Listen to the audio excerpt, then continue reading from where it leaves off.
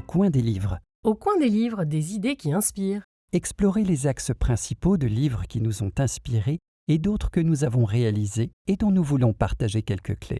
Des livres qui ouvrent de nouvelles voies et des livres qui transforment. Touchés par des idées ou par la poésie ou encore la littérature, et qui sait si l'art ne pourrait pas aussi ouvrir notre cœur, faire vibrer notre âme et élargir notre pensée d'une belle manière que nous vous offrons en dégustation. Bonjour Boris. Bonjour Christine. Nous voilà ensemble pour un troisième entretien qui est la suite de ce qu'on a proposé précédemment. On va juste faire un petit rappel parce que peut-être que les auditeurs n'écoutent pas studieusement le 1 et le 2 en amont. Donc, on va leur accrocher les wagons. Ce que je souhaiterais que tu puisses mentionner, c'est dans un premier temps, pourquoi tu t'intéresses au changement civilisationnel. Ensuite, c'est quoi pour toi? Et puis ensuite, tu nous partages quelle est la racine ou les racines principales de ce qui conduit à dysfonctionner. Alors, pas tout le livre, hein, on rappellera qu'il est important d'aller voir et d'aller lire le point zéro pour qu'on puisse se concentrer dans cet entretien sur et s'il y a des pistes, des voies d'ouverture, ça serait quoi? Est-ce que ça te convient? Oui, très bien. Ouais, ça va. Alors, vas-y. Qu'est-ce qui t'a conduit, qu'est-ce qui t'a animé à ce changement civilisationnel? Si tu veux, alors bien sûr, je suis très loin d'être indifférent à ce qui est en train d'arriver au niveau planétaire, et je parle évidemment de la transition écologique. Moi, à vrai dire, c'est des sujets qui m'intéressent depuis très longtemps, en fait. Quand j'étais jeune, je lisais Frank Herbert, qui est l'auteur de Dune, qui était l'un des premiers grands écologistes pour moi des années 70. Mais en fait, je trouve qu'on est beaucoup dans une espèce d'urgence perpétuelle, quoi. On est tout le temps en train de réagir, tu vois, à ce qui arrive. Et pour moi, il s'agit aussi de s'intéresser pas uniquement à qu'est-ce qu'il faut faire à la vie dite, tu vois, pour répondre aux urgences climatiques et écologiques et autres, mais de se poser enfin la question de pourquoi on en est arrivé là, en fait. Parce que si on se pose pas cette question-là, peut-être qu'on arrivera, tu vois, de nouveau à trouver des solutions dans l'urgence jusqu'à la prochaine urgence, quoi, qui sera encore pire, en fait. Donc moi, c'est vraiment, je fais mienne. Alors, je sais plus exactement qui était la phrase d'Edgar Morin, mais qui disait en fait, quand on sacrifie tout le temps l'important à l'essentiel, au bout d'un moment, en fait, évidemment, on n'a plus aucun un moment pour traiter vraiment ce qui est important. Et à la fin, évidemment, tu étais de plus en plus pris par les urgences jusqu'à la catastrophe finale, quoi. Donc là, je pense que c'est le moment vraiment de prendre beaucoup, beaucoup, beaucoup de hauteur et de faire une espèce de bilan, quoi, en fait, hein, c'est pour dire un peu les choses comme ça. Je m'intéresse à la transition des civilisations parce que je pense que c'est le moment pour l'histoire de l'humanité, enfin dans l'histoire de l'humanité, d'aller faire en fait un peu une espèce de panorama de tout ce qui est arrivé, comment ça nous a amené là et vers où ça nous amène, vers où nous allons en fait, sur du long terme, hein, pas sur, tu vois, 10-20 ans, mais sur du très long terme. Ok, et est-ce que les personnes que tu rencontres, aussi bien les entreprises que un auditoire plus grand public, elles sont réceptives à cette notion de long terme, puisque précisément le contenu de leur quotidien est d'être pris dans une urgence, qu'elle soit climatique selon qu'ils vivent des incendies et des inondations, pour des entreprises poussées à essayer de survivre dans un contexte de plus en plus chaotique et turbulent. Est-ce que tu ressens une réceptivité à ce besoin d'avoir du souffle, de voir loin et de reprendre de nouvelles marques? Alors je réponds à ta question de façon un peu différenciée. Tu vois, je pense que ça dépend des acteurs dont on parle en fait. C'est-à-dire que il y a certains acteurs en fait qui savent se projeter très loin en fait, très très loin, et qui comprennent très très bien ces logiques de transition et de passage à un nouveau paradigme et à une nouvelle civilisation. Et pas forcément, si tu veux, dans l'intention justement d'aller fonder quelque chose de véritablement émancipé, collaboratif, proche du vivant, pas du tout. Et je pense notamment, si tu veux, à des acteurs comme les GAFAM. Les GAFAM, ils voient très, très loin. Ils pensent pas à 3 ans comme la plupart des entreprises. Ils pensent plutôt à 50, 100, 200, voire des milliers d'années, puisque un certain nombre en fait de fondateurs de GAFAM sont des transhumanistes, Larry Page, Musk et autres en fait. Et eux, ce qu'ils se disent, c'est peut-être d'ici 20 ans, notre conscience, voire même avant, pourra se conserver indéfiniment, soit parce qu'on deviendra immortel grâce à la biologie, soit grâce à la technologie qui permettra de transférer la conscience dans des machines. Et à ce moment-là, bah, nous, on dominera complètement le système, en fait, peut-être pour des millions d'années. Ça paraît de la science-fiction complètement délirante, c'est la réalité, c'est en train d'arriver, ça. Et donc, tu as des acteurs comme ça, tu as des acteurs comme la Chine. La Chine, elle voit très loin. Tu vois, elle est pas du tout sur des visions très court-termistes comme est actuellement l'Europe. Même les États-Unis commencent à reconstruire vraiment des visions de long terme et comprennent très bien vers où ils veulent aller par rapport à un nouveau paradigme. Je parle de Trump. Alors bon, après, on peut juger que c'est horrible, c'est conservateur, c'est tout ce que tu veux, mais c'est du long terme. Et je dirais que par rapport à tout ça, l'Europe, elle est complètement prise dans la réaction permanente. Et ça, c'est un vrai sujet, parce que l'Europe, en fait, n'a plus de récit porteur. Et à l'intérieur de l'Europe, les citoyens, les entreprises, je les vois pas penser, si tu veux, à plus de quelques mois, peut-être 3 ans sur les plans strates des entreprises, tu vois. Alors c'est pas le cas de tout le monde. En Europe, il y a des gens brillantissimes qui vont très très loin, si tu veux, mais ils sont pas entendus et très en périphérie des grands systèmes de décision. Voilà. Et donc il y a quelques leaders, vraiment une minorité, qui eux sont éclairés. Tu vois, eux ils comprennent ce qui se passe, voilà, mais c'est vraiment pas la majorité. Par contre, tu vois, quand tu donnes des clés de lecture aux citoyens, alors là c'est un soulagement énorme parce que les gens qui voient, parce que tu vois, finalement comment dirais-je, le point de vue, le regard qu'on a sur les choses change complètement selon la hauteur dans laquelle on se place par rapport à la scène. C'est-à-dire que si par exemple on parle des crises là qui arrivent sur nous, si tu les vois à horizon de 3 ans, c'est une catastrophe. C'est horrible, c'est un tsunami, tu dis mais alors que des trucs, tu vois, les extrémismes, fondamentalisme, les crises, les migrants, crise climatique, c'est l'apocalypse quoi. Si tu regardes ça à l'horizon de 20-30 ans, ça change complètement de visage, ça devient vraiment en fait la crise telle que l'entendent les orientaux, les japonais et les chinois disent Wujai pour la crise, ils disent en fait c'est à la fois évidemment une menace mais aussi une opportunité de transformation positive. Et là tu dis mais en fait c'est l'accouchement d'un nouveau monde, donc c'est génial en fait. C'est formidable parce que ces crises elles vont libérer une énergie de transformation qui va permettre de faire ce qu'on n'arrive pas à faire depuis des décennies, c'est-à-dire transformer l'éducation, la santé, le travail, tout quoi.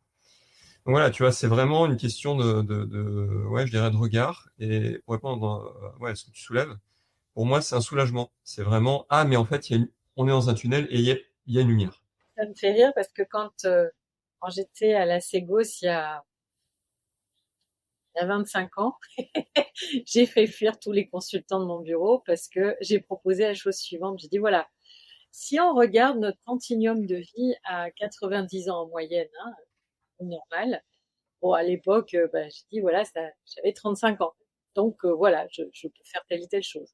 Si on se dit qu'on a un continuum de 250 ans, eh ben, j'ai plus le même âge et je les ai projetés comme ça jusqu'à 500 ans et 1000 ans. Et à chaque fois que j'avais une échéance, j'en ai perdu plein. Donc, à 150 ans, j'en ai perdu plein, à 250. Et quand je suis arrivée à 1000, il y avait plus que moi dans la salle. Tu vois, je trouvais vraiment fascinant de se dire que c'est vraiment un regard sur le réel et qu'il suffit de regarder autrement. Et autant on peut être dans le désespoir à court terme, si je reviens sur notre propos commun, parce qu'on va voir tout ce qui s'effondre ou ce qui pourrait s'effondrer ou s'embraser.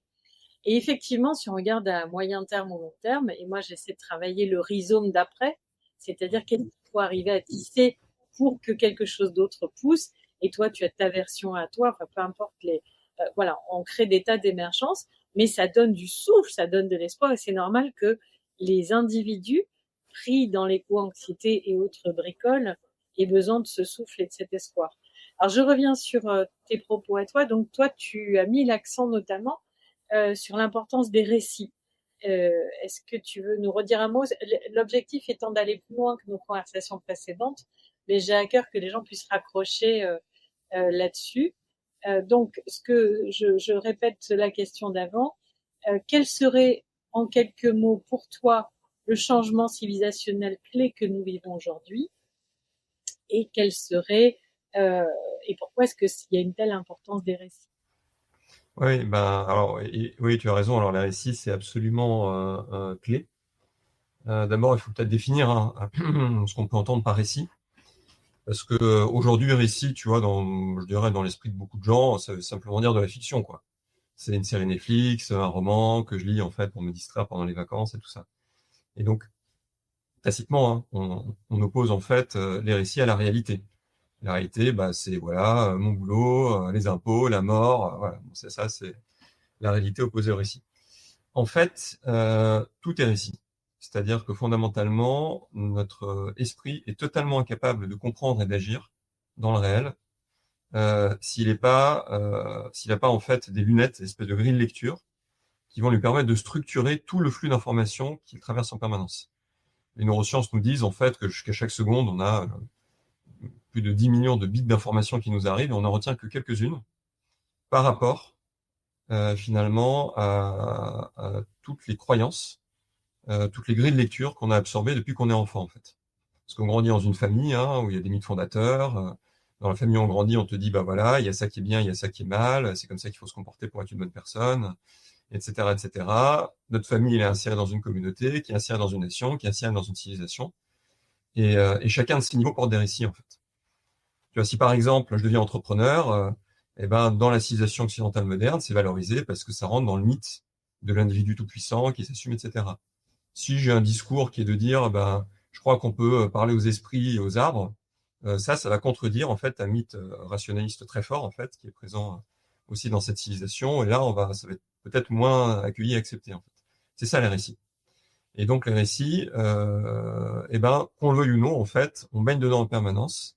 Et ils orientent complètement notre manière de percevoir ce qui est possible et impossible, ce qui est bien ou mal, est-ce que Dieu existe ou pas, est-ce qu'on est libre ou pas, etc., etc. C'est vraiment ça les récits. Donc c'est évidemment très important quand tu veux changer la réalité d'agir sur le récit. Et évidemment, pour moi, gagner en conscience, gagner en autonomie quand on est un être humain, c'est être conscient d'abord, en fait, des récits qui nous ont construits. Tu vois, pour dire, éventuellement, une fois que je comprends comment j'ai été construit par ces récits, peut-être, je peux imaginer de commencer à les changer. Tu vois, c'est-à-dire de dire, bah, je vais un peu altérer mon récit, aller vers un autre récit, exposer ce récit à d'autres personnes qui vont dire, bah, c'est ok, j'entends ça, etc. Parce qu'en gros, pour moi, se transformer, avant tout, c'est transformer son récit, pour faire simple. Mais évidemment, tu vois, comme on disait, moi, je peux me transformer, mais je vais toujours quand même être très dépendant des récits dans lesquels je baigne. Donc, il s'agit aussi de comprendre comment on peut insérer des nouveaux schémas, pas uniquement au niveau de l'individu, hein, mais au niveau des communautés, des familles, des entreprises, et bien sûr, tout à la fin, de la civilisation, qui est un peu le méga récit, quoi, tu vois, les récits, bon, il n'y a pas que la civilisation, il y a aussi les religions, etc., qui sont des très très grands récits, qui englobent et orientent aussi tous les autres. Donc, c'est vraiment ça, le récit. Écoute, merci pour ça. On a passé déjà 2 entretiens ensemble pour définir les premiers éléments que tu partages dans ton ouvrage tome 1 de l'ouvrage point zéro. Est-ce que tu peux ouvrir sur des fenêtres? C'est-à-dire, et so what, et qu'est-ce qu'on fait avec tout ça? Puisqu'en fait, on a quand même beaucoup besoin de souffle et d'enthousiasme. Donc, quelle est ta proposition? Donc, tu dis, voilà, je me suis intéressée au changement civilisationnel parce qu'on a un moment de polycrise qui fait que si on ne prend pas de la hauteur et du recul, qu'on ne comprend pas ce qui se passe, ça va être compliqué de retrouver de l'élan pour faire autrement. Notamment, tu mets l'accent sur l'histoire des récits, puisque tout est récit et que selon comment on les nettoie, on les revisite, on peut créer autre chose qui va mobiliser autrement notre action. Et donc, nos auditeurs sont absolument sur les starting blocks pour se dire, mais alors du coup, qu'est-ce que ça serait ta proposition, si tu veux bien? Oui, merci. Alors, bah, écoute, peut-être d'abord, avant de répondre à ça, je pense que c'est important d'expliquer pourquoi je pense que là, il y a, comme on dit, un momentum, ou alors comme disaient les Grecs de l'époque antique, un kairos, tu as vraiment un moment opportun là pour agir maintenant, et pas, tu vas pas dans 20 ans, et peut-être pas il y a 20 ans, quoi. Pourquoi maintenant? Parce que les récits, c'est un peu le code source de base, hein. Vraiment, c'est psychiquement, d'un point de vue existentiel, spirituel, on se construit à travers des récits. Alors, évidemment, je précise hein, que pour moi, la philosophie, c'est des récits, les sciences, c'est aussi des formes de récits, hein, etc. Vraiment, quand je dis tout est récit, c'est ça. Hein. Mais les récits, finalement, ils vont pas juste rester intangibles, ils vont se traduire à la fin, si tu veux, par des institutions, notamment des systèmes d'ordre, qui vont les incarner. Tu vois, le récit de la Grèce antique, c'était voilà, comment on atteint l'harmonie par la sagesse, etc. La Grèce va construire des institutions hein, qui vont être la philosophie, la démocratie, etc., pour incarner ce récit. C'est pour ça que les récits, si on était vraiment, tu vois, complètement libre de nos récits, on se dirait juste, là, on est dans un moment où finalement les mythes fondateurs qu'on a construits il y a des siècles sont plus du tout adaptés à la nature des défis qu'on a à relever maintenant. Et c'est ça le problème, hein, parce que au fond, quand on réfléchit bien, là, ce qui se passe, c'est que on utilise des grilles de lecture qui ont été construites il y a des siècles par rapport à des défis planétaires qui ont plus rien à voir avec le contexte de l'époque. Je m'explique, hein. Si on prend les grands récits en fait de la modernité, c'est quoi? Eh ben, c'est l'individu est tout puissant, par exemple. C'est l'idéal, c'est la croissance économique illimitée. L'homme est maître et possesseur de la nature, et la technologie nous sauve. Et le progrès technologique et scientifique résout tous les problèmes. Bon, ça, c'est les grands mythes fondateurs. Or, si tu prends tous ces mythes un par un, alors là, vraiment, chacun rentre dans un mur, là, hein. C'est-à-dire que les ressources deviennent limitées, alors la croissance infinie, c'est plus trop ça. L'individu est tout puissant, on n'arrête pas d'empiler, tu vois, des injonctions sur l'individu pour dire changez, soyez courageux, machin, etc. Et la volonté individuelle est totalement épuisée parce qu'on néglige complètement ce qu'on appelle la systémique. C'est-à-dire qu'en fait, si par exemple, il n'y a pas d'entraide, si tu crées pas des cadres de sécurité psychologique dans un collectif, eh ben, les gens sont tout de suite bloqués. Donc, on a complètement négligé, si tu veux, toutes les relations entre les gens et comment fonctionnent les systèmes. Donc, ça non plus, comme mythe, ça fonctionne plus, etc., etc. Mais le problème, c'est qu'on peut pas juste se mettre autour d'un feu pour dire, bon, on oublie ces 4 trucs-là, quoi, et on en prend d'autres. Ben non, parce qu'en fait, il y a des institutions qui sont construites dessus, il y a des systèmes de pouvoir qui eux résistent. Et qui disent, ah bah nous, hors de question, on est là et on reste, quoi. Donc, on est vraiment dans ce moment-là où, de force, ces institutions vont commencer à craquer de toutes parts. Et ça, c'est ce que j'appelle, alors je m'inspire un peu de l'alchimie, c'est une phase de putréfaction. C'est-à-dire que voilà, dans les cycles civilisationnels, tu as des moments voilà, de fondation, de croissance, d'apogée, de déclin, etc., au fur et à mesure que les récits sont de moins en moins adaptés. Et là, on vraiment dans le moment où c'est visible que ça marche plus du tout, quoi. Donc on est dans la putréfaction et après on passe dans la phase suivante, que j'appelle la polarisation, enfin pas que moi d'ailleurs. Et la polarisation, c'est le moment où finalement tous les gens qui sont conscients dans la société et qui pourraient et qui jusque-là, tu vois, essayer de transformer les systèmes de l'intérieur, etc., et qui pourraient vraiment apporter les alternatives, commencent à réaliser que l'ancien système commence à craquer de toutes parts, se désintègre, et commence à trouver le courage de dire, eh ben en fait, on va se libérer de tout ça. C'est un peu comme une espèce de Léviathan, tu vois, avec une flottille de petits bateaux. Les petits bateaux, ils avaient tout le temps l'illusion de dire, c'est bon, le Léviathan, il va changer, il va comprendre tout ça. Puis en fait, c'est pas la peine, quoi. Et là, ils vont dire, c'est fini, et tous ensemble, on va partir chercher un nouveau continent, quoi. C'est un peu comme le bouquin de Cotter, c'est Alerte sur la banquise, où finalement, il y a quelques pingouins qui vont dire, ok, on y va, maintenant, on a le courage de partir sur un petit glaçon et d'aller chercher autre chose. Donc, c'est ça qui est en train de se passer, à mon avis. Donc, c'est pour ça que c'est vraiment un moment très intéressant. Et donc, il y a ce momentum, ce kéros qui se reconstitue, parce qu'on commence à comprendre que là, il faut avoir le courage d'aller sur des récits radicalement nouveaux. Donc ça, déjà, c'est un premier élément. Deuxième truc, c'est qu'en fait, on pourrait croire, suite à ce que je viens de dire là, que les nouveaux récits, il faudrait simplement analyser les défauts de l'ancien et dire, on n'a qu'à faire le contraire, quoi, d'une certaine manière. C'est dire, là, l'individu tout puissant, on arrête, vraiment, c'est le collectif, finalement, la technologie qui nous sauve, c'est une bêtise, c'est la nature, c'est etc., c'est ça la solution. Finalement, la croissance, c'est une bêtise, revenons à la décroissance, etc. Alors ça, c'est l'erreur, si tu veux, que nous avons commis dans les intercycles de civilisation précédents. Parce que c'est pas le premier qu'on traverse, hein. C'est la première fois que c'est planétaire, qu'on est 8 milliards, qu'il y a Internet, qu'il y a plein de trucs comme ça, mais en fait, il y a plus d'une vingtaine de civilisations qui ont disparu avant la nôtre, en fait, et à chaque fois, il y a eu un peu les mêmes phénomènes, quoi. Et dans les intercycles précédents, on a toujours eu un peu le même truc, qui est que les communautés émergentes ont réagi au récit précédent et on fait un peu tout l'inverse, comme un pendule, hein, tu vois, on est allé là, on s'est dit, on n'a qu'à aller là, en fait. Et ça sera la solution. Alors pourquoi je pense que ça, c'est une grave erreur, et que c'est vraiment le fond du problème. Et là, ce que je vais expliquer derrière, c'est que moi, je cherche pas à provoquer des nouveaux récits, je cherche à créer un nouveau rapport au récit, en fait. Ça, c'est très important à comprendre. Pourquoi? Parce que si tu prends, par exemple, ce qui est arrivé à la fin de l'ère médiévale, qu'est-ce qui s'est passé? On a eu un certain, exactement ce que j'ai décrit là, c'est que si tu veux, les récits qui étaient dominants étaient plus du tout adaptés aux situations. Et donc, notamment l'Église se raccrochait toujours à une certaine vision de la réalité et faisait toujours plus de la même chose. Et donc, ça a fini par donner l'Inquisition, et puis les croisades, et puis les indulgences, et puis des fléaux terribles que tu as la peste, machin, on n'arrive pas à expliquer d'où ça vient, etc. Et les gens en ont eu marre, ils ont dit, en fait, là, ces histoires-là, ça ne nous convient plus. Il faut d'autres mythes fondateurs. Et hop, la Renaissance, qu'est-ce qu'on fait? ben, on prend tous les mythes fondateurs du Moyen-Âge. Dieu existe, c'est Dieu et c'est la foi qui nous sauve. Bon, ben, Dieu, finalement, on va le remettre en question et puis c'est la technologie qui va nous sauver. Le collectif était hyper important, ok, c'est le héros individuel qui va nous sauver, etc., etc. Ben, si on répète la même chose, on va juste refaire partir le pendule dans une autre direction et dans quelques siècles, on aura les mêmes problèmes. Donc moi, ce que j'aimerais, c'est vraiment travailler sur comment est-ce que ces nouvelles communautés émergentes, parce que c'est par elles que va passer la transformation, ce sont ces communautés pionnières qui vont apporter l'ADN, comme tu disais, le rhizome, elles vont créer les nouveaux rhizomes, mais est-ce qu'elles vont créer les rhizomes dans des visions qui seront elles-mêmes, comme dans les intercycles précédents, polarisées? Ou est-ce qu'on va trouver une manière d'aller dépolariser ces récits? Donc moi, il y a plusieurs choses qui m'intéresseraient. C'est déjà qu'il n'y ait pas forcément un nouveau récit dominant. Parce que dans le passé, c'est quand même toujours ça, tu vois. Tu as eu un récit, puis les gens avaient peur de l'inconnu, donc on a cherché un nouveau grand récit, quoi. Ils vont dire, bon, maintenant, c'est bon, on est rassuré parce qu'on est dans un nouveau paquebot, quoi, tout neuf, en fait, c'est la nouvelle histoire, et on est parti pour quelques siècles. Est-ce qu'on pourrait pas imaginer, finalement, que ça soit plutôt, en fait, un écosystème de récits qui émerge? Déjà, ça sera super intéressant et nouveau, hein. Ça serait pas forcément un récit, c'est vraiment des réseaux de récits, où on reviendrait beaucoup plus à la question de comment est-ce que ces récits, ça sert l'épanouissement de l'individu, plutôt que comment est-ce que l'individu, finalement, on le fait rentrer dans le grand récit dominant qui rassure tout le monde. Ça, déjà, c'est un changement de rapport. Deuxième truc, est-ce que ces récits sont forcément des récits qui disent, bon, ben moi, en fait, je suis pour le féminisme et contre les hommes.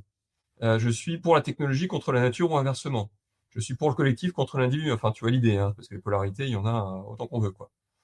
Voilà, donc ça sera vraiment pour moi la question. Changer, en fait, la nature des récits. Alors, merci parce que ce point est important et je vais y revenir après. Je reviens en arrière avant de revenir dans le futur de ce qui est bien dit. Alors, des communautés émergentes et des tentatives de faire autrement, c'est ce qu'on vit depuis un certain nombre de décennies. Alors, chacun avec son background, justement, avec le récit en tête. Certains se sont retrouvés dans le récit des créatifs culturels, d'autres dans celui de Pierre Rabhi, d'autres dans celui de Demain de Cyril Dion, etc., qui sont soit différents, soit relativement proches, ça dépend comment on regarde les choses. Mais ce que je vois, c'est que, et alors là en ce moment, ça s'épuise à fond, puisque les institutions reprennent de la force dans un modèle qu'on peut, en prenant de la distance, voir comme régressif, c'est-à-dire c'est la réaction du système quand il sent qu'il est en train de mourir. Mais enfin, n'empêche que dans un très court terme, c'est excessivement violent pour les acteurs de l'ESS, pour tous ceux qui ont essayé de faire des choses. Et donc, le point d'achoppement que je vois aujourd'hui avec la structure de société que nous avons, quasiment mondiale, sauf les peuples premiers, et encore, ils sont obligés d'interfacer avec nous, c'est la question des institutions. C'est-à-dire qu'il y ait des individus qui prennent conscience, oui, qu'ils créent des communautés, oui. Ça dépend où on met le curseur, on peut placer le curseur aux années 70 ou 90, 2000, enfin ça dépend qui on regarde pour placer le curseur, mais en tout cas, on voit bien qu'il y a de plus en plus d'acteurs qui essaient des choses, qui font des choses, qui se regroupent, alors ça donne des tiers-lieux, des écolieux, tout ce qu'on veut, but l'institution, elle bouge pas. C'est-à-dire que, par exemple, parler de SS, eh bien, les communautés émergentes se rendent compte qu'elles ont quand même besoin d'argent. Les crowdfunding peer-to-peer à 20 € chacun, ça limite un peu quand même les possibles.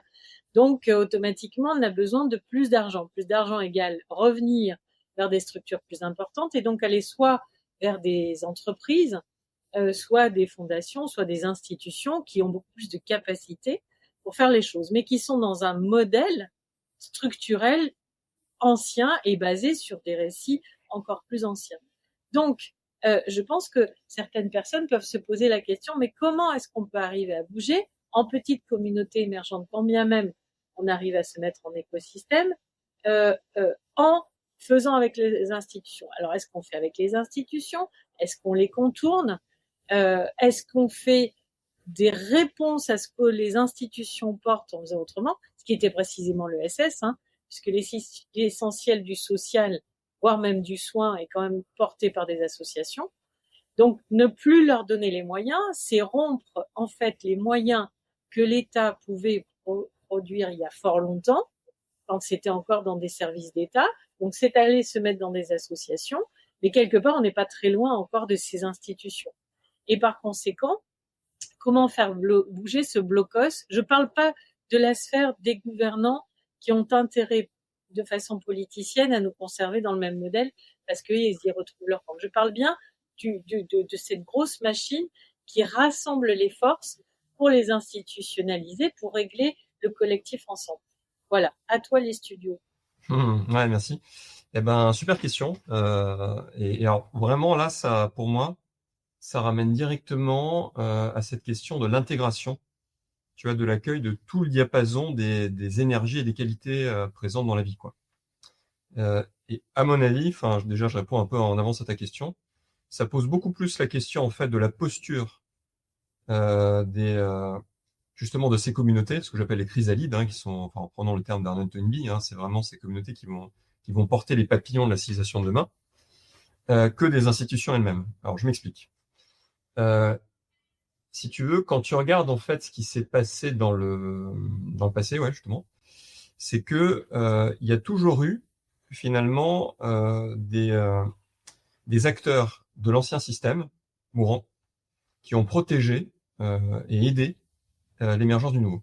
C'est-à-dire qu'on a complètement oublié ça, mais il fallait quand même que les premières communautés chrétiennes aient des alliés au sein de l'Empire romain pour pouvoir se réunir, pour pouvoir, tu vois, parfois se dissimuler, etc. Ils ont été persécutés, bien sûr, on le sait dans un premier temps, mais à la fin, justement parce qu'ils avaient ces bases arrières à l'intérieur même du système, petit à petit, ça a pu complètement basculer, et à la fin, c'est devenu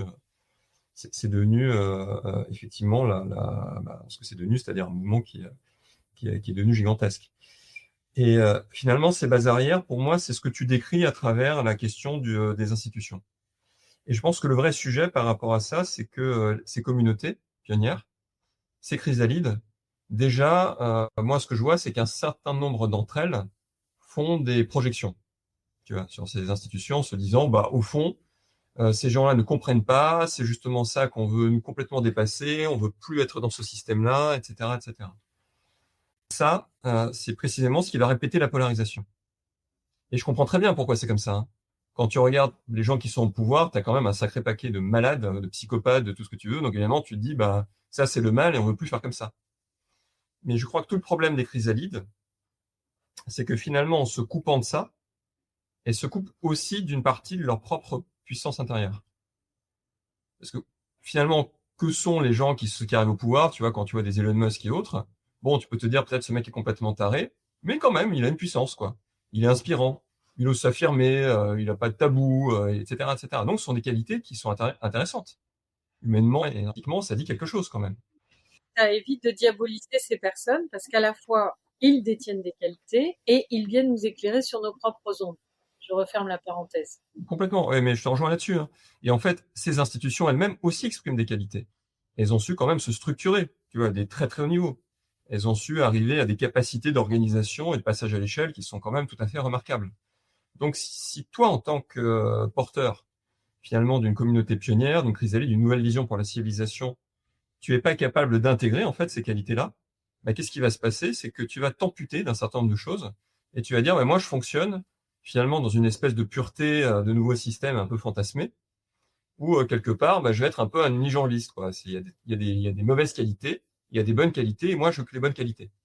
Et donc, je pense, enfin, le fond de mon propos, c'est de dire que, au fond, ces communautés auraient tout intérêt à s'allier. Alors, peut-être pas à toutes les institutions de façon indiscriminée, bien regarder celles qui sont quand même plus conscientes, plus réceptives, etc. À les faire monter encore en conscience. Moi, c'est ce que j'essaie de faire, je parle à tout le monde. J'ai aucun problème à aller voir des fonds d'investissement, à part les gens qui ont beaucoup d'argent, à rencontrer des milliardaires. Au contraire, je me dis, bah, c'est trop chouette, quoi. Voyons ce qui se passe. Et à chaque fois que ça arrive, je me connecte à ces qualités-là en moi. Je me dis, bah, c'est génial, là, j'ai en face de moi quelqu'un qui a gagné des milliards. Super, bah, en fait, comment moi je peux activer aussi cette puissance-là en moi, quoi, en fait. Parce que ça m'intéresse, bien sûr. Et si je vois que, bon, vraiment, c'est des trucs qui me parlent pas trop, je m'éloigne, j'ai toujours le choix de le faire. Mais au moins, j'ai goûté, tu vois, à ces possibilités-là. Donc, je pense que c'est vraiment l'un des premiers travaux à faire pour les porteurs de cette communauté, c'est comment réconcilier tout ça d'abord en moi. Donc, du coup, aller parler à ces personnes-là. Et après, trouver, en fait, des terrains où je peux accepter, moi, d'être dans ma singularité, mon intégrité. C'est-à-dire, je peux très bien expliquer à une institution, bah, nous, on fonctionne comme ça. On est sur un principe de sociocratie, etc., de gouvernance, de machin. Vous n'avez pas forcément besoin de tout comprendre. On vous dit juste, c'est comme ça. Et par contre, on vous accepte aussi, on vous accueille comme vous êtes. Et si les gens sentent ça, en face, ils vont se voir comme des fleurs. Ils vont dire, ah, c'est super. Moi aussi, je peux avoir une place, en fait. Moi aussi, je peux être une base arrière, je peux aider, etc. Et je pense qu'un certain nombre de ces acteurs ne demandent que ça, en fait, en réalité. Mais il faut, dans son cœur, leur ouvrir ça, en fait. On est tout à fait d'accord sur les 2 points clairs. C'est là-dessus que je ou nous, autour de moi, on essaie d'avancer sur cette notion de se réconcilier en soi avec toutes les composantes. C'est pour ça que j'avais écrit sur les ombres. Et puis, effectivement, accueillir la différence et non pas faire de l'entrisme. Et ça, c'est pas facile. Et donc, tu pointais la notion de qualité. C'est ce que je disais là dans ma parenthèse. C'est que je trouve dommage, depuis janvier, qu'une partie des acteurs ait diabolisé ce qui nous arrive comme un raz-de-marée rouge ou brun. Ce qui ne veut pas dire que j'ai une amitié particulière ni pour Musk ni pour Trump, mais ils viennent refléter ce que nous avons délaissé en termes de qualité. Et si on dit, nous, on a raison contre eux, de toute façon, on va continuer à avoir tort, parce qu'eux, ils ont les moyens de leur récit, et pas nous. Et donc là, je me dis, je ne sais pas, finalement, si nous avons su tirer les leçons de ce qui s'est passé, parce que je vois beaucoup de gens continuer à dire, moi j'ai raison, vous avez tort, dichotomiser le monde en oubliant que nous sommes tout ça. Tu vois, par exemple, à plusieurs reprises, j'ai dit, mais est-ce que vous avez conscience de tout le dark web, des narcotrafiquants, de toute une forme de violence, et est-ce que par hasard, elle serait pas en train de venir nous dire que nous excluons tous ces gens-là, ou on les disqualifie, ou on les méprise, enfin bref, ou on les regarde même pas, parce que non, ça n'existe pas. Si, en fait. Et donc, et alors en plus, avec les algorithmes qui nous enferment chacun dans nos communautés, nos microcosmes, ça ne nous permet pas d'aller rencontrer une diversité avec laquelle on peut se sentir en lien si c'est des communautés proches. Et puis des fois, c'est fort piquant parce que ça vient nous challenger sur nos valeurs fondamentales et ça vient s'opposer à qui on croit que l'on est. Et ça revient sur le travail sur soi, qui est de dire, on peut être porteur d'un contenu, porteur d'un récit, porteur d'un idéal, porteur de je sais pas quoi. Est-ce qu'on l'incarne? C'est pas gagné, ça. Et donc, qu'est-ce que tu invites à faire? C'est quoi la proposition que tu fais aux personnes autour de toi? Donc, il y a le côté où tu peux les éclairer par l'ouvrage, les éclairer par des conférences, mais quelle est la proposition que tu leur fais? Si tu veux, le livre 1 du point 0, il pose vraiment en fait des fondamentaux théoriques qui sont autant de clés de lecture et de concepts, à mon avis, qu'il faut maîtriser pour rentrer dans la possibilité d'agir en fait. Voilà, c'est plutôt comme ça que je le vois. Donc en fait, à partir de là, mon approche, ça va être que le livre 2 sera le plan d'action. Alors, je vais pas tout déflorer parce qu'il n'est pas encore sorti, ce livre 2, il arrive dans quelques mois, mais je peux donner quelques clés. Et tu l'as dit toi-même, en fait, c'est vraiment ce que tu as exprimé, c'est-à-dire que finalement, les gens qui nous révoltent, les gens qui nous énervent, les gens qui nous mettent en colère, en fait, expriment des qualités souvent qu'on n'autorise pas en soi, en fait. Donc, ce sont vraiment les reflets, finalement, de ce qu'on a rejeté. C'est exactement, et là, ça nous amène tout droit à la question, tu parlais de la part d'ombre. L'ombre, et là, c'est vraiment la question de l'alchimie, quoi. Donc, moi, s'il y avait déjà une seule mesure politique, mais vraiment au sens très fort du terme, c'est vraiment pour reconstruire la cité sur une nouvelle base, que je préconiserais, ça serait que toute personne, tout citoyen, mais déjà très jeune, pratiquement, tu vois, je dirais de 7 à 77 ans, soit intégré, en fait, dans un groupe, ce que j'appelle des cercles de croissance. Ça, j'ai beaucoup pratiqué, parce que j'ai beaucoup fait le voyage du héros, sous forme de parcours pour des dirigeants, des personnes en insertion, des jeunes décrocheurs, enfin, un peu tout le monde, quoi. Et ça, c'est très puissant parce que si tu vois un groupe régulièrement, par exemple une fois par mois, et ce groupe, en fait, son boulot, c'est de te mettre en face de tes angles morts. Et en particulier, des peurs que tu n'oses pas exprimer, dont tu n'es souvent même pas conscient, des besoins non plus que tu n'oses pas forcément exprimer, dont tu n'es pas forcément non plus conscient, et qui va t'offrir à la fois beaucoup de bienveillance, beaucoup d'accueil, beaucoup d'amour, quoi, finalement, et en même temps un bon coup de pied au cul pour te dire, mais là, mon coco, t'es complètement enfermé dans des peurs, en fait, et ces peurs, qu'est-ce que ça fait? Les peurs, en fait, d'abord, tu vas dissocier, ensuite, tu vas projeter. Et c'est exactement ce qui se passe partout dans la société aujourd'hui. tout le monde est en train de voir chez l'autre tout le mal, tout le machin, etc., qui en fait correspond à ce qu'il n'a pas intégré en soi, quoi, ce qu'il n'a pas réparé en soi. Enfin, c'est aussi simple que ça. Et on est, tu vois, vraiment dans des projections multilatérales, voilà. Et pour moi, finalement, je mets un petit peu dos à dos, quoi. Et ben, tu peux dire, oui, il y a les psychopathes au pouvoir, c'est des vrais tarés, quoi, mais quelque part, moi aussi, je m'enferme dans quelque chose si je me dis que je suis pur, et puis en fait, voilà, dans cette pureté, je décide de surtout pas en sortir, etc. C'est finalement, je vais être dans le même enfermement, quoi. Enfin, un autre type d'enfermement, mais voilà. Donc, c'est plutôt vers des choses comme ça que moi, je cherchais à aller. Mon action, elle va consister en fait à plutôt s'adresser ce que j'appelle aux citoyens conscients, les explorateurs, et leur dire, enfin moi en tout cas, si tu veux, ce que j'anticipe, c'est que je pense que la société va de plus en plus aller dans cette polarisation et dans le chaos, qu'il y aura de plus en plus de personnes qui vont réagir en disant mais c'est pas possible, il faut trouver des solutions dans des logiques d'urgence, vont proposer des récits eux-mêmes assez polarisés. Et donc, à un moment, tout le monde va être paumé parce que tu vas avoir des milliers d'initiatives qui, toutes dans leur coin, disent moi, je vais sauver le monde et je suis la nouvelle civilisation. Tu vas avoir cette part de la population qui essaie de faire quelque chose, qui est paumé en disant on me propose plein de trucs et tout le monde a l'air de raconter un peu la même chose. Donc, le boulot de l'écosystème du point zéro, c'est simplement, effectivement, de donner en fait de la clarté dans tout ça, de cartographier, de dire en fait, on a tous l'air de faire un peu la même chose, mais en réalité, chacun apporte peut-être des morceaux d'ADN qui sont tout à fait distincts. Ça m'a beaucoup inspiré ce qu'on a fait là, à l'époque avec Jérémy Lamry quand on a monté le LabRH. Parce que, tu vois, au début, on était quelques startups. À la fin, il y a des centaines de startups qui ont intégré l'écosystème. Et on a réalisé que des concurrents apparents apportaient en fait vraiment de façon très fine une solution unique à chaque fois. Vraiment quelque chose qui était hyper précieux. Tu vois, vraiment un petit diamant qui se connectait à tout le reste. Donc moi, j'aimerais bien faire de l'écosystème du point zéro ça, vraiment un truc qui est méta. Tu vois, qui cartographie, qui aide chaque chrysalide, chaque communauté à comprendre vraiment ce qu'il a de spécifique, à se dépolariser. Donc ça, c'est vraiment ce que tu disais, enfin, je sais que tu travailles aussi là-dessus, hein. Comment en fait alchimiser, comment se réapproprier, comment réintégrer. Et ensuite, il y a toute une partie qui est pour les organisations, les entreprises, les institutions, les bases arrières, pour dire mais comment vous pouvez trouver une place dans tout ça en fait, pour les aider à comprendre, hein, parce que les institutions, elles sont beaucoup dans la réaction, hein. Toute l'Europe d'ailleurs, de façon générale, elle est un peu, tu vois, dans une vision très court-termiste. Elle fait que réagir à ce qui se passe, elle n'a plus vraiment de récit porteur.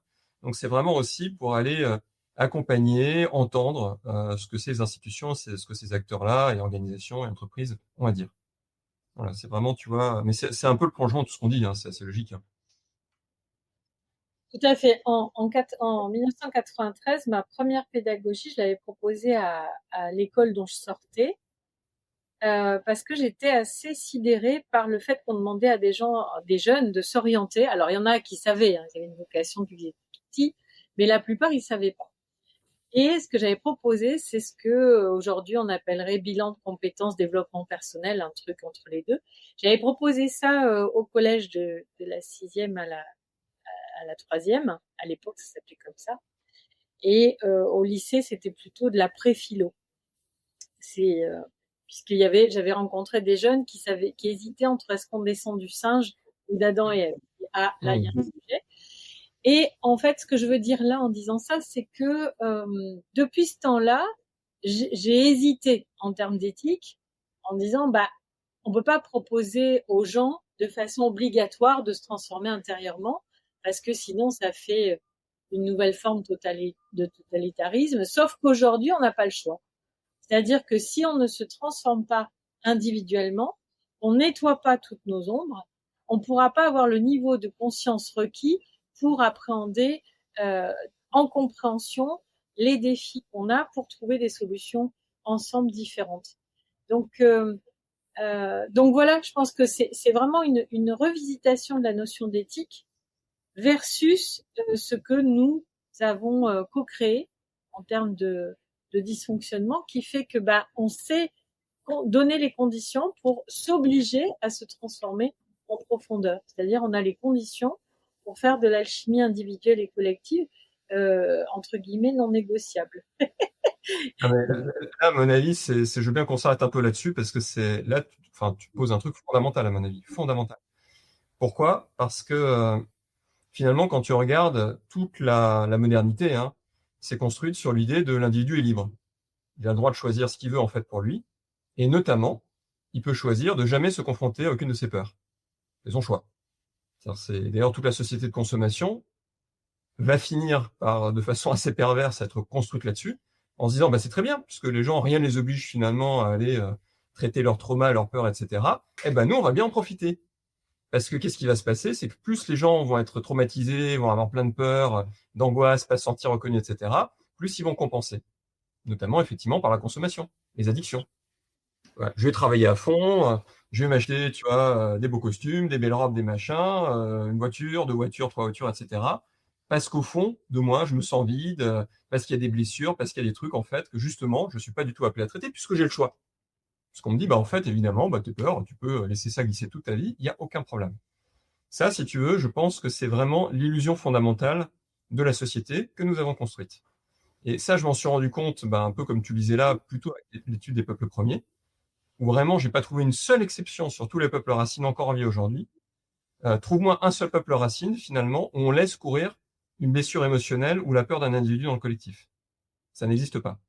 On va toujours te mettre un rituel psychosocial, de célébration, initiative. On va traiter ça, en fait. Voilà. On va toujours dire, bah, l'individu, c'est pas une option, c'est pas un choix. Et même, j'irais jusqu'à dire, dans cette vision-là du collectif, le seul principal boulot du collectif, sa seule principale fonction, c'est de faire ça. C'est en fait de répondre à la question, qu'est-ce qu'on fait des peurs et qu'est-ce qu'on fait de l'inconscience, en fait, des individus. Voilà. C'est ça le boulot du collectif. Or, on est quand même arrivé à une définition absolument fantastique, puisqu'on nous, on est arrivé à l'inverse. C'est-à-dire, le boulot du collectif, c'est de garantir qu'à tout moment, l'individu puisse dire, eh ben, en fait, je ne veux pas traiter mes peurs et je veux rentrer dans des mécaniques d'addiction et de compensation par rapport à elles. Voilà. Et on te garantit avec le système, libéral, machin, etc., que c'est comme ça indéfiniment. C'est fascinant. C'est pour ça que on disait dans le dernier entretien que le récit de vie, en fait, d'interdépendance et de co-responsabilité, pour moi, est devenu l'inverse de lui-même, quoi. Ce que j'appelle le récit de Point du néant, c'est exactement ça. Et donc, évidemment, hein, si on va au bout de cette réflexion, on se dit, bah, en fait, finalement, si le collectif doit reprendre cette fonction-là, comment on fait? Et je pense que d'ailleurs, une grande partie du retour au pouvoir du totalitarisme, et moi je prévois vraiment des vagues très violentes qui vont arriver, notamment en Europe, dans les prochaines élections, en France et ailleurs, hein, ça sera autour de ça. C'est une espèce de réaction inconsciente, hein, mais en fait, il faut remettre du cadre. Il faut effectivement confronter les comportements inconscients, les incivilités, etc., parce que au fond derrière, le collectif ne fait pas son travail. On va pas le faire de la bonne manière, on n'a toujours pas compris, mais c'est une manière, si tu veux, d'aller chercher à traiter le problème, quoi. Disons que c'est une façon de remettre ce dont on a besoin, c'est-à-dire l'outil collectif au service du collectif et des individus, mais avec le paradigme précédent qui précisément a inversé la notion de liberté, comme tu le mentionnais, de libre arbitre. C'est pour ça que je me suis tellement intéressée avec un ouvrage sur le 11 septembre où j'avais dit, ouais, là on a vraiment une brisure, une cassure fondamentale qui s'est opérée avec la chute des tours. Et j'avais parlé de l'importance du symbole de Satan, du diable, de Lucifer et du daimon, enfin les grandes traductions qu'on peut faire, parce que cette inversion-là des symboles, c'est ce qui va aussi pourrir nos récits et encore plus pourrir l'action. C'est-à-dire que, comme tu le mentionnes avec les peuples premiers, ce qui est intéressant, c'est que ils ont compris que leur survie fonctionne si le groupe survit. Et pour que le groupe survive, il faut que chacun des individus aille dans le même sens, un sens contributif au collectif. Et donc, c'est pour ça qu'il y a autant de rituels qui sont mis sur la relation et que c'est intéressant de voir que comme nous avons pris l'orientation du progrès de la technique, en allant les observer avec les premiers anthropologues du 19e siècle, on les a regardés au travers des lunettes de la techno. Et là, on s'est dit, les pauvres, c'est des sauvages, c'est des arriérés. Mais par contre, ce qu'on n'a pas vu, ce qu'Alain Testard met pourtant vachement en exergue dans ses ouvrages sur les aborigènes, c'est qu'en fait, eux, c'est comme s'il y avait deux dimensions de profondeur équivalente. Tout ce que nous avons mis dans la techno, la science, etc., eux l'ont mis dans les interfaces relationnelles. Et ils ont de tels niveaux de complexité de liens de parenté, par exemple, c'est-à-dire donc bien le tissu, la structure qui tisse ensemble le lien social, qu'il a fallu des modèles mathématiques pour en rendre compte. Donc, cet aveuglement que nous avons eu dans la rencontre avec ces peuples en les supposant arriérés alors qu'ils avaient développé une autre compétence qui est celle de la relation humaine, des relations ensemble, des formes de coopération et surtout des formes de pérennité du lien social qui leur permettent de tenir longtemps ensemble et avec le vivant. Eh bien là, on en est à un point où il faut qu'on arrive à remettre du symbole, c'est quand même la racine d'un récit, de relier une notion symbolique avec le réel, d'arriver à articuler les deux. Et on a besoin de refaire symbole, déjà de remettre les choses à l'endroit. Et ça, c'est ce que tu essaies de faire aussi dans ton ouvrage en regardant le côté harmonieux et le côté inverti voilà, qui va être renversé. Je pense qu'il y a ça aussi, c'est prendre conscience de tout ce qu'on a tordu, de tout ce qu'on a inversé. Et effectivement, pouvoir se réclamer de la liberté quand on utilise des outils qui nous enferment cognitivement, émotionnellement et socialement, et croire que ces réseaux sociaux, smartphones et autres bidules nous donnent de la liberté, ben non, c'est comme l'IA. Est-ce qu'on en devient dépendant et addictif, ou est-ce que on sait les piloter avec discernement et on garde notre force de liberté? Donc, je pense que c'est vraiment des rouages importants à regarder, où effectivement, si on accepte de co-créer le monde d'après, l'humanité d'après, la civilisation d'après, peu importe les termes, est-ce qu'on va vouloir revisiter le rapport à la liberté, le rapport à la collectivité, au coopératif et la durabilité? Et là, il faut inverser du coup des pratiques. Je me détache de mes smartphones et je vais aller bosser à l'intérieur pour voir ce que ça fait. Je te rends le micro.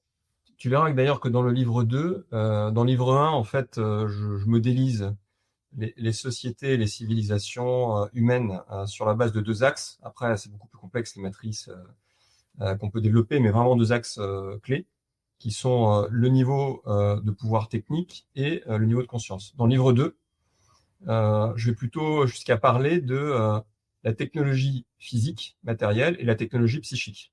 Parce que c'est vraiment ce que tu viens de dire, ce sont des sciences, des ingénieries et des technologies de l'esprit.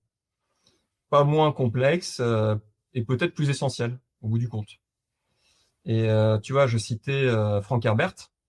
Quand je lisais Herbert, en fait, tu vois, Do, Dune, tout ça, je trouvais ça très puissant. Je me disais, mais c'est fantastique. Il écrit, tu vois, des hommes qui sont des femmes qui sont des ordinateurs humains, d'autres qui sont capables de maîtriser complètement en conscience ce qui se passe dans leur corps, qui peuvent accéder à la mémoire cellulaire, génétique, enfin, des trucs qui paraissaient complètement fous, quoi. Plus j'ai avancé dans le temps, je me suis dit, mais en fait, non, tout ce qu'il décrit, c'est possible. Mais ça dépend de cette technologie de l'esprit. Et d'ailleurs, dans l'univers de Herbert, c'est assez fascinant, puisque l'humanité va d'abord manquer d'être détruite à cause de l'intelligence artificielle, puis va redécouvrir toute la valeur gigantesque de la technologie psychique par rapport à la technologie matérielle. Et va encapsuler, finalement, contrôler la technologie matérielle depuis la conscience et la technologie psychique. Et je crois que c'est ça, le sujet, c'est vraiment l'humanité est en face de ça. Et donc, il y a plusieurs options. C'est vrai que finalement, on pourrait imaginer qu'il y a des sauts technologiques tellement importants qu'on puisse rester dans notre inconscience actuelle et pas du tout redévelopper la partie technologie psychique. Mais ça serait pas le scénario le plus intéressant.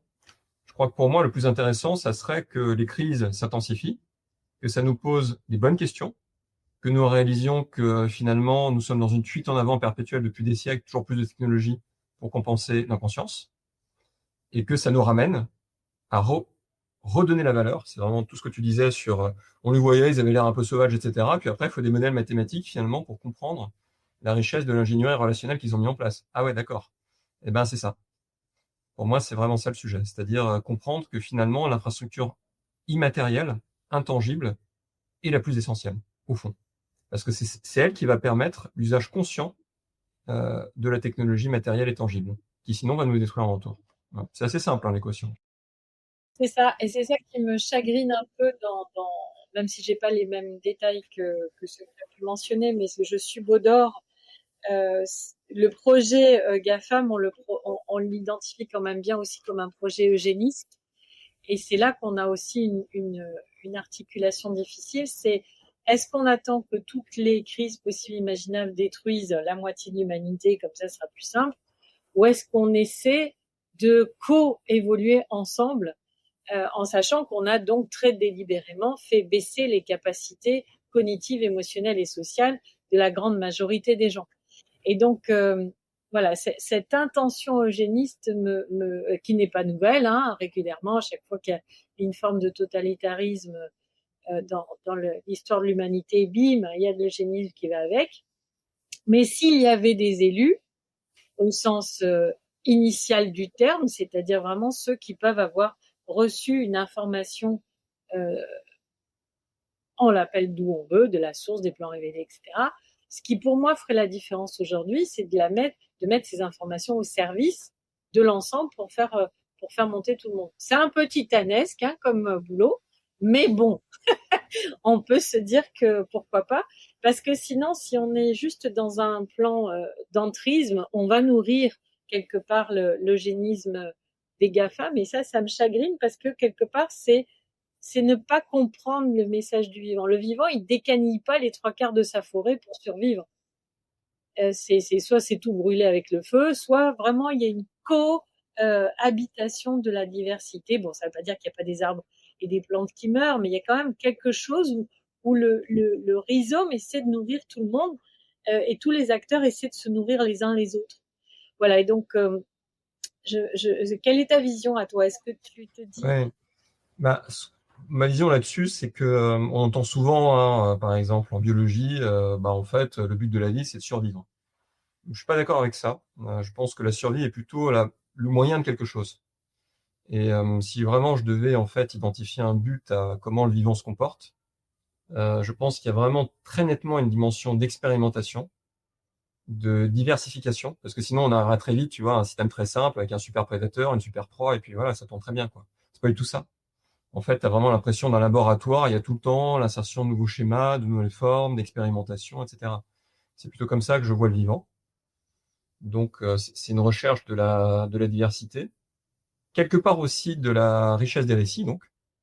Parce que bon, on a un peu cette prétention de dire il y a que l'être humain qui est conscient et qui produit des récits. En fait, peut-être pas du tout, hein. Peut-être qu'en fait, tout le vivant est un grand récit, une myriade de récits qui est déployé sous nos yeux en permanence. Donc moi, je pense que c'est plutôt ça que cherche en fait la vie. Mais par contre, dans ces récits, elle intègre aussi la capacité de, quelque part, effectivement, de l'autodestruction, du conflit, de la négation de soi, etc. C'est aussi ce qui va faire grandir quelque part la lumière que se confronter aux ténèbres, hein, bien sûr. Donc moi, si tu veux, j'ai une position qui est, oui, être au service de la vie, pas forcément surprotéger. Je pense en fait, je reviens un peu pour le coup encore une fois au peuple premier, c'est-à-dire le boulot d'un collectif, c'est de créer des cadres pour le sevrage, pour l'émancipation, pour mettre chacun face à lui-même. Si vraiment quelqu'un n'est pas capable de le faire, bah là, si tu veux, tu en tires aussi les conclusions, hein. Chez le peuple premier, tu peux avoir des séquences d'ostracisation, c'est-à-dire aux gens, bah, tu vas sortir un jour, 2 jours, 3 jours, un peu dans la nature pour voir ce que ça fait, hein, puisque tu veux pas jouer la règle du collectif, et puis on en reparle.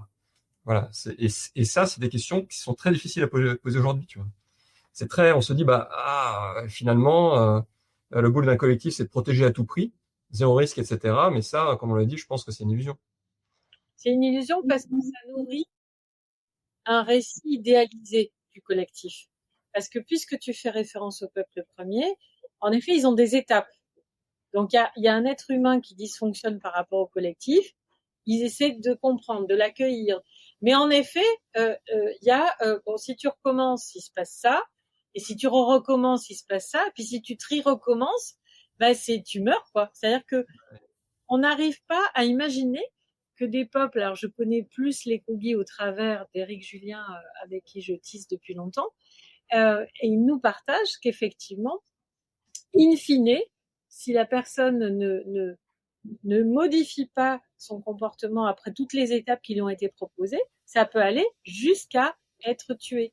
Et ça nous fait bugger ici parce que on idéalise les peuples premiers qui sont pacifiques et donc avec une espèce de notion peace and love immature. Et là, on vient dire non. Là, c'est si l'individu continue à fragiliser le collectif, on lui a donné plein de chances de se transformer, mais il y a une limite. Et je pense que nos limites de notre société libérale, capitaliste, on la retrouve même chez les personnes qui pensent en être complètement distinctes avec cette polarisation que tu mentionnes, c'est-à-dire non, moi je suis à l'opposé de ça, mais avec un opposé idéalisé qui n'est pas plus réaliste, tu vois. C'est d'ailleurs, je sais pas pourquoi, je pense beaucoup à Frank Herbert ce matin. Tu l'as également dans Dune, hein, l'épreuve du gomme Jabbar, là, quand on voit, tu mets la main dans la boîte et tu ressens une douleur absolument insupportable, etc.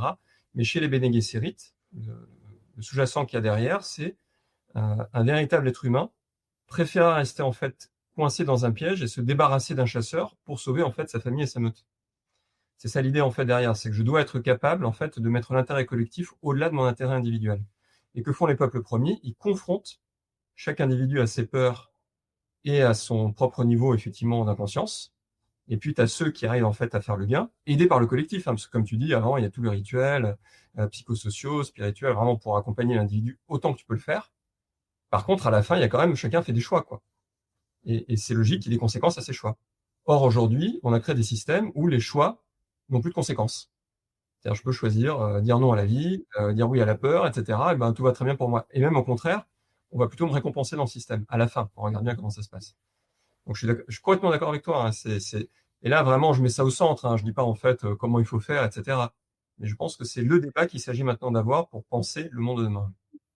Et ça amène à une éthique nouvelle, qui est une éthique, mais qui s'appuie sur des personnes qui ont suffisamment travaillé sur eux, même si c'est sans fin, mais bon, et qui ont un certain niveau de conscience pour privilégier une éthique du collectif, c'est-à-dire que c'est leur liberté individuelle de dire je nourris le collectif. Et la grosse différence avec les personnes qui sont que dans les peuples premiers, c'est qu'ils n'ont pas fait tout le trajet que nous avons fait nous avec l'indépendance, l'individualisme et autres. Et donc c'est une autre façon de voir. Je garde ma liberté individuelle et je décide d'une éthique qui va aller nourrir le collectif. Et je vais aller travailler toutes mes zones d'ombre, mes angles morts, pour que mon comportement puisse aller nourrir ça, vraiment. Et là, on voit que c'est quand même un sacré boulot. Et en effet, quand tu mentionnais ces communautés, que ça s'appelle cercle de croissance ou autre, c'est vachement important, effectivement, d'avoir des communautés qui montent en qualité de conscience, tout en étant en bienveillance, pour arriver à ce que cette alchimie individuelle et collective se passe en réalisme et avec suffisamment de douceur pour que la transformation soit effective. Et d'ailleurs, j'aurais souligné quelque chose là-dessus, hein, parce que c'est vrai qu'en nous écoutant, les gens pourraient se dire, bah, dis non, c'est vraiment pour une espèce de régression, il faudrait revenir en arrière, comme l'était l'humanité au début, etc. C'est pas du tout ça.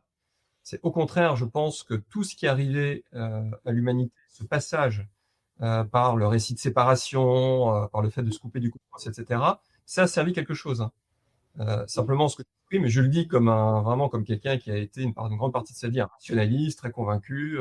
Tu vas biberonner à la philosophie dans ce qui est là de peu austère, quoi.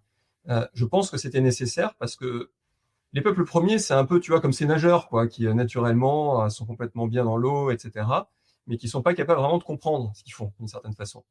Et ce qui est très intéressant avec le développement du mental, du rationnel, etc., c'est que ça va nous permettre à la fin de revenir, à mon avis, à cette connexion au cosmos, mais avec une profondeur incomparable. Ce que j'appelle vraiment la rationalité cosmique, parce que là, on est vraiment dans une rationalité qui fonctionne elle-même de façon extrêmement polarisée, hein. C'est-à-dire que quand tu es un rationaliste, bah, tu n'as pas droit à l'intuition, tu n'as pas droit à l'accès au spirituel, etc., parce que tout ça, c'est le diable, quoi, en fait. Mais en réalité, la vie, elle autorise tout. Voilà. Et vraiment être conscient, c'est avoir accès à tout. C'est pouvoir, en fait, à la fois gagner de l'argent, être très à l'aise avec ça, et puis faire des systèmes hyper innovants en termes relationnels, de partage, de collaboration. Voilà, tout est permis, tout est ouvert.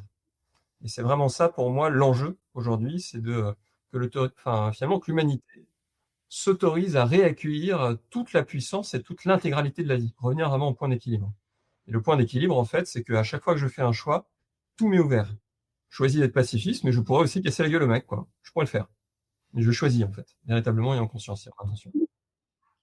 Est-ce que tu aurais un mot de conclusion? Il me semble que tu l'as plus ou moins donné là, mais quand même, un mot de conclusion pour cet entretien et cette série que nous avons fait ensemble, ça serait quoi?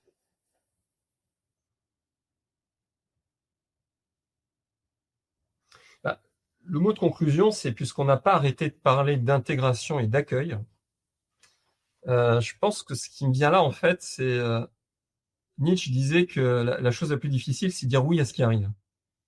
Et là, vraiment, quand tu vois l'état de l'humanité, ce qui est en train d'arriver, etc., t'as plutôt envie de dire non. T'as plutôt envie de dire, bah, j'ai pas envie de voir ça, j'éteins, c'est fini. Je me planque, tu vois, comme font certains milliardaires sous terre, hein, je prends mon bloco, c'est ça, salut, quoi. Donc, ce que j'ai envie de dire, en fait, c'est que je pense que c'est un très bel exercice d'accueillir, en fait, ce qui est en train d'arriver là.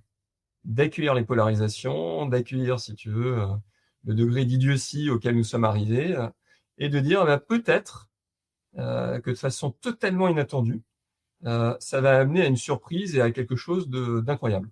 Voilà. Je peux pas le justifier, hein, c'est une intuition.